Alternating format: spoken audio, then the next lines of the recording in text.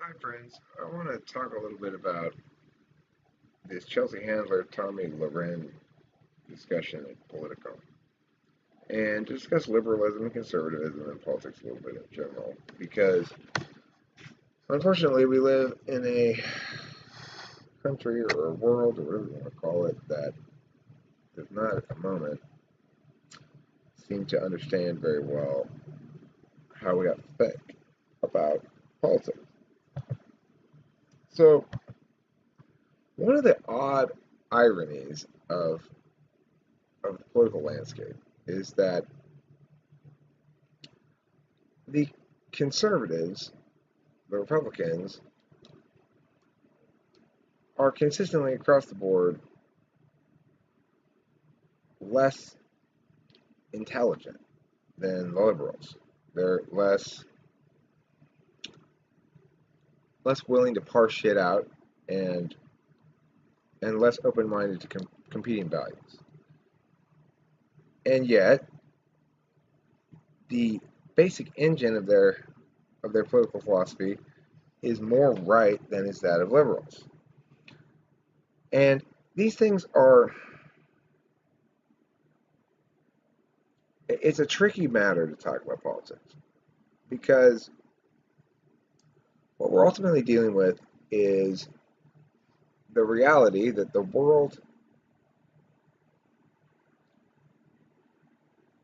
individuals in the world will behave badly without some sort of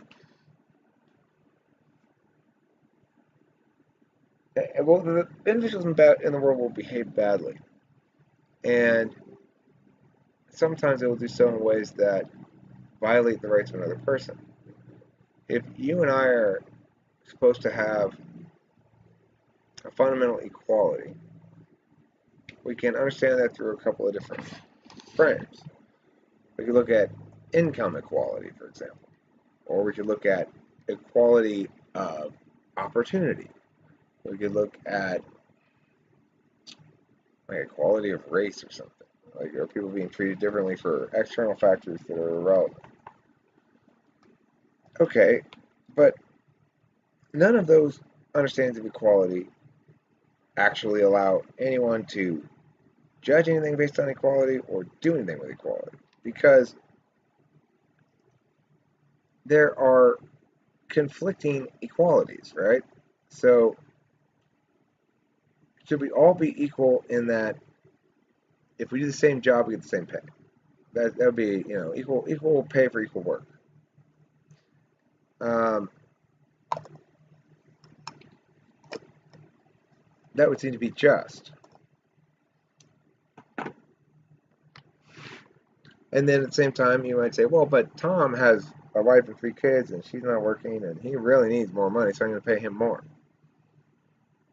That would be better for equality of outcome, equality of money, or of spending power, but it's not fair in the sense that an individual who has worked the same amount of work should get paid the same amount of money. Okay, so this is a challenge that we have in politics, and a lot of times this is the sort of response we get. Look, well, it's not going to be perfect, but we have to do something to make things more equal, or we have to do something to address poverty or address suffering, or in a great country like this, we should not be a country where some people don't have enough to eat, stuff like that. Those sort of arguments are just saying, I wish, I wish that which is linked to suffering in my head or other than it is, but it's not a way to make policy. It can't be because it ignores, it puts the goal first and it ignores the fact that the goal orientation of the policymaking means that the policy is particularist in a way that is doomed to fail. So if instead of referencing first axioms, for example, the U.S. Constitution provides the federal government a list of carefully constrained enumerated powers. It backs that up with an unnecessary but put there anyway list of rights that the government can't violate of the people, and affords the government very limited ability to generate revenue for itself. It has to get it through the states in the original Constitution. Eventually, they passed an income tax amendment, and that's a perfect example of what I'm talking about. It's a goal-oriented, need-oriented approach to public policy. Oh, well, the government needs to spend money on something. We need more money. And we want to help the poor, so let's have income tax. Well, they would fail. I mean, we see what happened with that. With the income tax amendment, the federal government has grown into a behemoth of impossible size. The idea that in order to live somewhere, my fair share of living there is foremost 33% of my income, because I can't just retire this into my own retirement. I can't be, the society can't trust me to care for myself when I'm old unless they steal 33% of my money out of every check I get, every paycheck. The fact that I might not make it until I'm old, that I might die when I'm 60, is not convincing enough to justify getting rid of Social Security. Why? Well, because people will say, well, that's just part of being a member of the community, is you contribute to this pot, and those who need it get it, and those who don't need it contribute. Of course, the problem is, when we're talking about public policy, there is absolutely never anyone who says we who's not lying. There is no such we. When some individuals use positions of power and or leverage to force everybody else to do stuff or to not do stuff, then we have a single question to ask. Are these compulsory rules, are these events of compulsion against fellow human beings, are they justified? And there's only one way to check that meaningfully. You've got to check it against an axiomatic, principled framework that prioritizes the rights of the individual, inborn and natural, and logically deductively necessary from the reality that you own your own body. When law runs afoul of these fundamental axioms in ways that, oh, well, we'll just fudge the line here a little bit because we really need the government to be able to do this, what happens? You have the war on poverty, trillions of dollars, no change in the poverty rate. We have the war on drugs, trillions of dollars, no change in the drug use rate. We have the war on terror, trillions of dollars, and we have an extremely whipped up population of 14th century thinkers in the Middle East who are openly, brazenly attempting to threaten civilization itself. We have a world in which individuals have come to believe that money, wealth, where does wealth come from? You ask people that. Many people will tell you the government. So what we need to do, foremost, and before we have any political discussions, if I was arguing with Chelsea Handler or Tommy, whatever her name is, I would have said to them, okay, first of all, do either of you know what wealth is? Pretty critical question, because you are both advocating that we spend it this way or that way or the other way. Do you know what wealth is? And Chelsea Handler would probably say it's, the government provides the wealth for the nation, and Tom, who knows what Tom would say, something equally stupid. The answer is wealth is that which is generated when an individual directs labor towards a resource. Wealth is made by individual people every time they do meaningful work. The money that the government puts into the economy is a objective representation. In other words, it's an approximation I am a blinder. of one's power. In other words, one's utility converts into the ability to make others be useful for you. And we change that wealth into money so it becomes fungible. All right. So it is true, though, that when left unregulated, the nature of money being an approximation of actual wealth means that it's very exploitable. And it's possible and indeed certain that some individuals will attend much more effectively, much more consistently to generating and gathering wealth than other individuals. A long time ago, usury, lending money, was illegal. And the reason, unless you didn't charge any interest, the reason is because no wealth is generated when you buy the interest payment of the lent money. What was not understood then was that wealth can be generated by enabling the production mechanisms that generate wealth through that lending process. And thus, the lender ought get a portion of that wealth as a reward. Of course, it's absolutely true that people begin and find themselves in situations of very different amount of potentiality. Not everybody can borrow money. And not everybody is an entrepreneur. Not everybody is and wants to build enterprise in that fashion.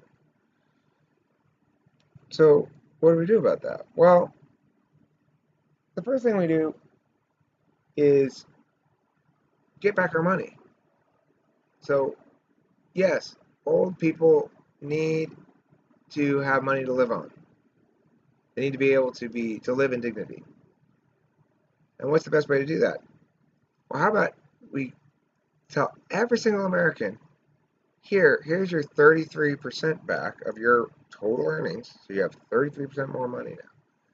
If you had $677 on a paycheck, now your paycheck's $1,000. Okay? I would like all Americans to take that extra money and take care of their own. If you got an aging father and mother, remember, this is going to be a quick transition period. They're going to stop getting Social Security checks pretty soon. It is, as it has always been, the responsibility of the community, the local community, and the family to take care of those individual people for whom life didn't pan out right. I don't blame them. I don't hate them. I may come from privilege. I am one of those people, though. I've had plenty of struggles. My credit's fucked up beyond belief. Well, actually, it's kind of like non-existent at this point. It's like I haven't even attempted getting credit in such a long time that I don't even know what to think about it. When I broke my hand, I had to go to County USC and get government subsidized $100 cast on my hand. So I understand that it makes some sense to have some kind of a buffer that makes it more difficult for people to experience ontological collapse. That is to say, to lose the ability to sustain themselves any longer because they're not making money or they're not doing whatever. However, we can't address that problem by committing crimes against people. And a crime is a transgression against the rights of another person unjustified by previous use of force. Very simple. When the government gives us a ticket for speeding, I have done no harm, I have transgressed against nobody, but I, nevertheless, paid damages as though I had. Why should I be liable for $100 if I didn't do $100 worth of damage? And of course, the justification is, well, if we didn't have traffic laws, people would drive super crazy and everyone would get in crashes and stuff. Except if the ticket is a disincentive for driving crazy, then why wouldn't the liability incurred by the crash be a disincentive? And of course, we have a civil system precisely for that reason. Individuals must be liable for damage they do, whether willful or accidental, if they do damage to somebody else's property or person. That's what liability is for. We don't need to punish people who've done no harm. When we choose to take that approach to controlling traffic behaviors, what happens? Oh, well, don't worry, it's just an infraction. You're not really a criminal, you just are guilty of an infraction until you don't pay the ticket. Now you got a bench for him. The amount of damage that the cops did to me on my trip to Detroit when they pulled me over, stole my weed, impounded my car, arrested me, stole $1,100 in fines from me, and broke my car such that I had to spend $1,000 in repairs on it as well, all was done because I had marijuana. I didn't even get a traffic ticket. I got an expired registration ticket. It was expired because somehow the DMV fucked up. They issued me the previous year's sticker. I paid for it. I had the receipt. I had the paper and everything. And when I went to renew it, they said I had never done that. We can not continue pretending as though the consequences we don't like don't happen.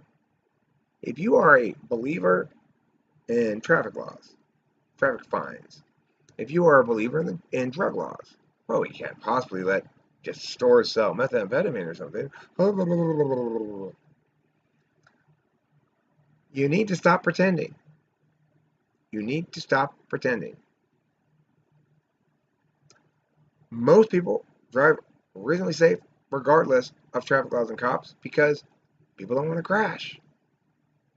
And those who can't refuse to do so will incur sufficient liability they can no longer afford to drive. We don't need laws to do that. It's naturally occurring. If you're a believer, oh, we can't have methamphetamine. Somebody should arrest that person. Very few people now think marijuana should be legalized. It should be kept illegal. But remember, probably 80% of the population 10 years ago, 15 years ago, went, oh, marijuana is sold in the stores. Here's the thing that they just ignore. Your drug laws don't prevent people from using methamphetamine. And all the evidence we have suggests if we didn't have drug laws, usage wouldn't go up very much. But what would go down would be wrongful imprisonment, lives ruined, millions of people imprisoned for drug offenses. What will go way down is the antithesis towards the cops who are being tasked to arbitrarily enforce laws. If you have a law where there is nobody who's been transgressed against, then obviously the law can be applied arbitrarily and always will be. If a cop pulls me over and I'm cool, maybe he lets me go with a warning. If he doesn't like me, maybe he gives me a ticket. It is not possible to say that a law is fair or just or legitimate if it is always applied arbitrarily. And yeah, drug laws and traffic laws are always applied arbitrarily. We know that because the arbitrariness is not implicit in the act of any individual cop, but in the fact that each cop is an individual and many, some, whatever, will exercise the discretion that the lack of a victim affords them. Cops don't want to necessarily be evil people. They'd like to think they're doing good things. Some of them are quite nice. The cop I met over here in Laverne is really nice and pleasant and friendly and like a neighbor, you know? And I got another cop as a neighbor right here. This is a different cop. He's really nice too. And they don't want to be assholes. So they do what they can to help you out if they think you're okay. Like the cop in Oklahoma who got my car out of impound, even though it was after hours, and let me leave the state, even though state law says they cannot release a car with expired registration tags. Oh, what a nice cop. What a good cop. No, that's evil. That's an example of what I'm talking about. Those laws cannot be legitimate if they're applied arbitrarily. How can it be just for me to be able to get out of the state with expired tags when the next guy who's less articulate and didn't shift over to FE mode gets pulled over and arrested for the same thing? And what about that guy? What if he doesn't have the $1,100 in his bank account to pay the fines? What if he doesn't have the $300 in the bank account to get his car out of impound? And remember, they're not enforcing the law, he's not breaking the law. The law cannot be a law because it's an arbitrary decision by individuals. A law definitionally is not that. So let's look here again at Chelsea and Tomi.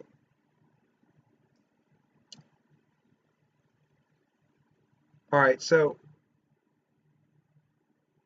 Chelsea wants to understand people who have different opinions. They begin by finding common ground. They both believe in hard work. Her opposition is socialized medicine and how pro-America she is. See, this is the sort of bullshit that Republicans do. Yes, socialized medicine is bad, but why even bother calling it socialized medicine? We shouldn't call it that. The problem is not that it's socialized, it's that, yes, forcing people to buy shit is bad under threat of punishment. Simple. Real simple. If you point a gun at me and say, buy health insurance or I'm going to shoot you, you're a criminal. End of discussion. Nothing else to say about it. It doesn't matter how much you think the current system is inadequate and we need to address certain problems. We aren't doing anything. Some individual is, at the end of the day, pointing a gun at someone and saying, you better buy fucking health insurance or I'll kill you. Now, obviously, it's a long way from not buying health insurance to being killed. But if you ignore the law long enough, if you are brazen in your disregard for the injustice, the unjust claims upon your person and nature and wealth, then individual human beings will come and use violence against you.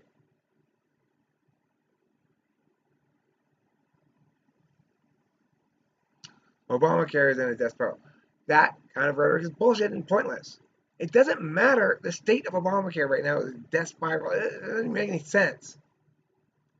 There's only one thing to say about Obamacare. If you have a rule that taxes, supposedly, or punishes not doing something, not buying something, that's called extortion.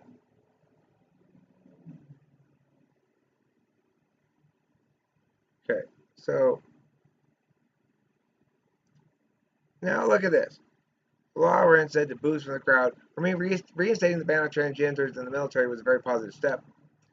Boo, boo, everybody says. It's not because I have anything against trans people. I don't care what the hell you do. I don't want to pay for it. All right, good warrant. Poorly presented. Terribly presented. You say, here's how to present it well. Well, I don't think that Trump's attention to transgenders in the military right now is indicative of anything positive about the man at all. Because he's got real problems to deal with, not this bullshit fucking smokescreen of a social issue. So that's number one fucking problem. Number two, though, since he's done it, it absolutely should be sustained because, number three, body dysmorphia actually is a mental illness. It is not healthy in any capacity for an individual to change their gender. This is objectively so. It is a mental illness. Your physical body is yourself, your ontological self, physical manifestation of it is not there to be deemed inadequate by you and surgically altered. But number 4, most importantly, exactly, why is some other individual making me pay for their expression of their mental illness? Even if you think it's totally legitimate, which it's not, but even if you do concede that point, why are you making me pay for your tattoo? It wins the fucking point. There's nothing else to say about it. The audience can brew all the fuck they want. But let's concede that it is a totally legitimate lifestyle choice. Why the fuck is that individual making me pay for his tattoo, or his boob job, or his whatever? Fuck that noise. It's insane. Why these people are booing it? Because she presented it badly. She's not making the right arguments. She has the right conclusion, but she's making the wrong arguments. That's why she's fucking evil. Because if you make the wrong arguments, it doesn't matter what your position is. You are enabling evil by engaging in bad discourse. All right. So by the time we're talking about oil production, the fruits of socialism in Venezuela, and then Trump's bizarre exaggerations about the size of the inauguration crowd. That's a lie I can live with, Lahren said. Again, she's not presenting things correctly. She should say, look, obviously Trump is a fucking nightmare in every sense of the word. But his lies about his crowd size are irrelevant to any sort of policy discussion we might be having. Your choosing to bring it up is an indication that you are attacking his character rather than his policies. And, madam, that makes you a person of poor character indeed.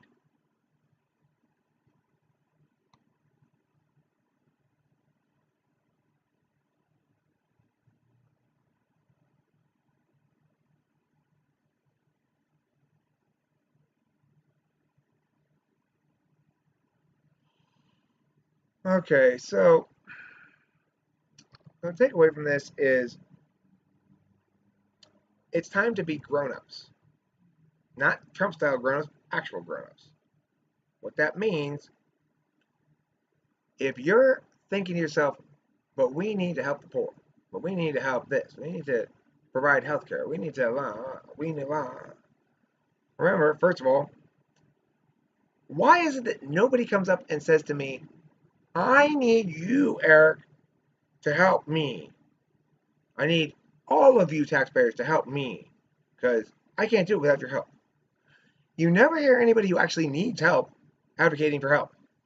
You only hear people who don't need help advocating for help on their behalf. You don't speak for the poor. You don't speak for the disenfranchised. Those groups don't exist. The fact that you think of an individual human being as a member of a group called the poor or the disenfranchised makes you an awful fucking human being. That's it. The fact that you then use that assumption to justify stealing shit from people makes you despicable. If you can't think properly, don't advocate political positions. Now, because we're talking specifically about this issue of force, because the liberalism you're advocating or the conservatism you're advocating is not based in a principled, rights-based framework, because of that, because you are advocating that we fuck people's lives up because it feels more nice to you somehow, because you ignore the mechanism by which things are attained in order to claim that the attained goal justifies whatever means you want to use. There was a time when I was younger when it was considered appalling and shameful, disgraceful, to try to justify the means with the ends. And those days have long passed, apparently. People have no shame whatsoever for using utilitarian justifications. What is offensive is they have no awareness whatsoever. All they have is hubris to presume that they can predict the outcomes of things and ignore all the unintended consequences, ignore all the mechanistic costs, and impact only with the presumed link between some change in statistics and your policy, it makes you a fucking scumbag. Makes you a fucking scumbag. So statists, whether they be Republicans or Democrats, liberals, conservatives, whatever, globalists, whatever, if you are a statist, be honest. Say, hey, I'm coming over with a gun to force you to do shit. That's fair and right. Don't say we, it's you, bitch.